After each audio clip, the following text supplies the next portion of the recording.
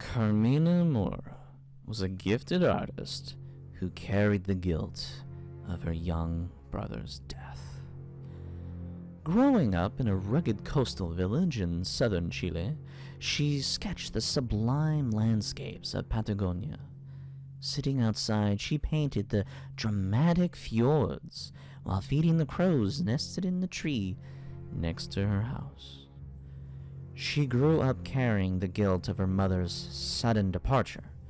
Her father blamed Carmina for her mother's abandonment, which she added to her grief.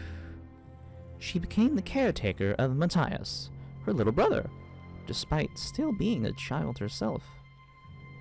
A year later, Carmina was painting with Matthias outside when the telephone rang. Her father remained in the yard, drinking his beer. Carmina rushed to the house to answer the phone and hung up only a few seconds later. When she returned outside, Matthias was nowhere to be seen. She asked her father, but he had paid no attention to Matthias. She called her brother's name, looking for him everywhere. While searching, she saw a bright red coat floating on the narrow creek by the house. Matthias's jacket. She jumped into the creek and found him floating on the surface with vacant eyes, unblinking. He had fallen and drowned. Her scream tore the sky. Her father found Carmina sobbing on the creek shore, clutching her brother's body in her arms, surrounded by a murder of crows. Her father snatched Matthias's body away from her, and she cried until her voice broke. The following morning, the world was cloaked in darkness. Her father did not say a word, because he did not have to. Carmina knew it was all her fault. Months passed, yet her loss was as fresh as morning dew. Crippled with self-loathing, she could no longer paint. Without Matthias, life had no meaning. On the bleak morning of Matthias's birthday, Carmina walked to a narrow bridge several blocks away from her home. She was convinced that nothing could bring her relief. Her mother was gone, her brother was dead, and her father blamed her for it all. She was convinced that she had nothing left to live for. Carmina walked to the railing of the bridge that stood over the turbulent river. Locals had nicknamed the spot Death. Several cars drove by Carmina, but none stopped. No one seemed to care. She climbed over the railing, and her legs wobbled as she stood on the lip of the bridge. She looked down, watching the fetus river smash into a giant boulder. She closed her eyes. See you soon. Suddenly, a cacophony of cars filled the sky. Carmina opened her eyes and saw a black cloud of feathers flying towards her. The cloud split open, and glossy black crows drove from the sky. One landed on her shoulder and stared intently into Carmina's eyes, as if peering into her soul. Her grip on the railing loosened, and the crow cawed raucously. Carmina stared at the crow, confused. Another crow landed on the railing, then another. Soon a flock of crows were covering the railing of the bridge, staying close to her. She felt their heavy stare on her, calculative and enigmatic, as if they were assessing her. She looked down for a second, and a thunder of caws interrupted her dark impulse. The crows seemed to care about her well-being. She dangled over the edge with the wind blowing through her raven hair. Carmina felt akin to them. For the first time since Matthias had died, Carmina did not feel alone.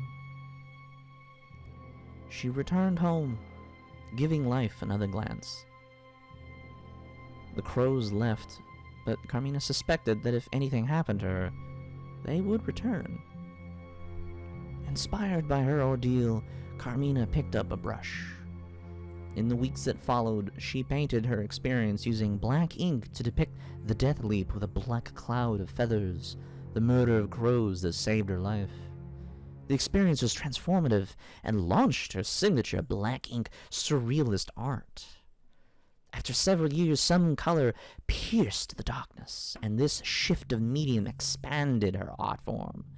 She painted large-scale murals on busy street corners, designed grandiose costumes, and recited militant poetry. Carmina's art displayed local, intimate tragedies on a large scale, making them impossible to ignore. And everywhere she performed, crows followed. Her performances grew bold and drew the attention of artists who found her style invigorating.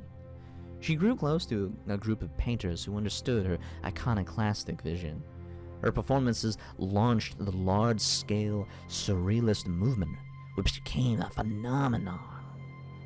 Her renown grew enough to attract the commission of a multinational enterprise, the Vogue label.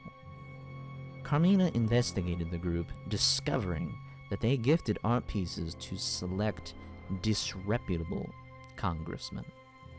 Vogue's commissioned artists seemed to disappear afterward.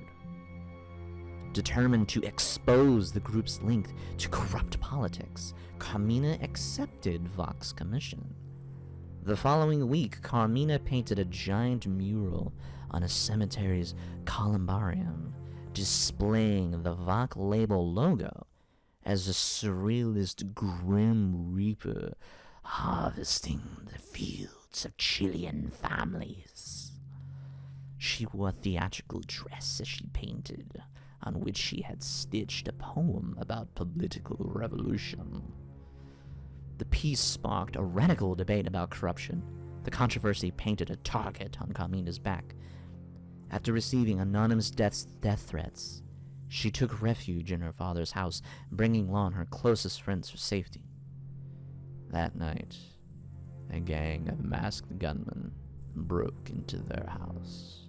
They swiftly subdued Carmina and her friends, threw them in a van, and drove off. The following morning, a dry breeze blew sand on Carmina's face, awakening her. She was seated in a chair in the middle of the desert, with her legs tied and her hands cuffed. Her friends were lying on the ground, tied up. A shadow fell over her face. Carmina looked up. A man dressed in a long robe, with his face hidden in a dark hood, approached her. He pulled a silvery knife from his robe. He grabbed her hands and recited a hymn in an unfamiliar language. Carmina held his gaze.